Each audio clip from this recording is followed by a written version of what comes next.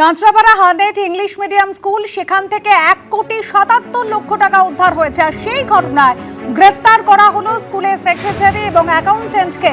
স্কুলের সেক্রেটারি এবং অ্যাকাউন্টেন্টকে গ্রেফতার করা হয়েছে। বীজপুর থানার পুলিশ তাদের গ্রেফতার করেছে। ধৃতদের আজ তোলা হবে ব্যারাকপুর মহকুমা আদালতে।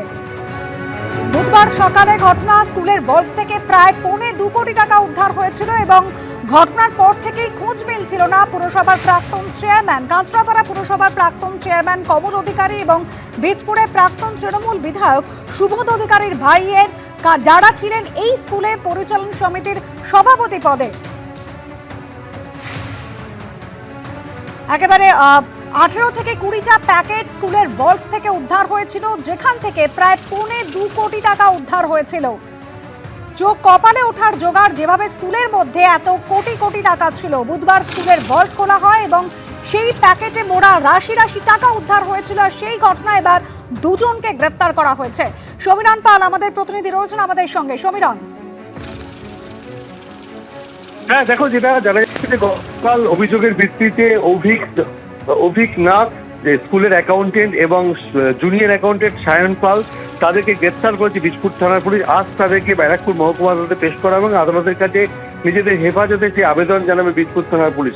তুমি জানো যে কাঁচরাপাড়া 100 ইংলিশ মিডিয়াম স্কুলের অধ্যক্ষ গত পরশু দিনই বীজপুর থানায় লিখিত অভিযোগ দায়ের করেন যে ওই স্কুলের পরিচালন সমিতির সভাপতি তথা কাঁচরাপাড়া পুরসভার প্রাক্তন পুরপ্রধান তৃণমূলের কমল অধিকারী এবং স্কুলের পরিচালন সমিতির সম্পাদক গৌতম ঘোষ দস্তিদার এবং অ্যাকাউন্টেন্ট অভিক নাথ এবং সহকারী এক জুনিয়র অ্যাকাউন্টেন্ট সায়ন পাল, এই 4 জনের অভিযোগ দায়ের। এবং সেখানে স্পষ্ট উল্লেখ করা হয়েছে যে স্কুলের যে আর্থিক তহবিল, সেই আর্থিক তহবিল তছরূপ করা হয়েছে।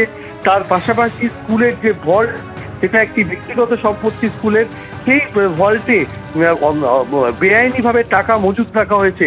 সেই টাকার উৎস কি, সেই তার তদন্ত শুরু করেছে ইতিমধ্যেই বীজপুর থানার পুলিশ। দফায় দফায় অভিক নাগ এবং সায়ন পালকে জিজ্ঞাসাবাদ করা হয়েছে।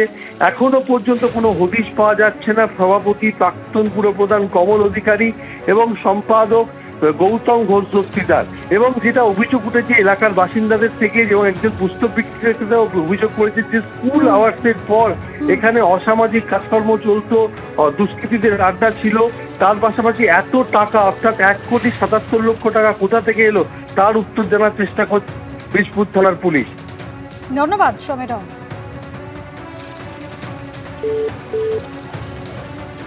আজকে পরের খবরে ফের রথীন ঘোষকে তলব করল এনফোর্সমেন্ট ডিরেক্টরেট। এ নিয়ে তৃতীয়বার প্রাক্তন খাদ্যমন্ত্রীকে ইডি তলব করেছে। পুর নিয়োগ দুর্নীতি মামলায় তাকে তলব করেছে ইডি। দুবার তাকে জিজ্ঞাসাবাদের পর এখনো সন্তুষ্ট নয় ইডি।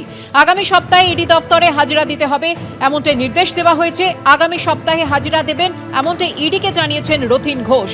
ফের রথীন ঘোষকে তলব করেছে এনফোর্সমেন্ট ডিরেক্টরেট। তৃতীয়বারের জন্য প্রাক্তন খাদ্যমন্ত্রীকে তলব করল ইডি। পুর নিয়োগ দুর্নীতি মামলায় রথীন ঘোষকে তলব করা হয়েছে।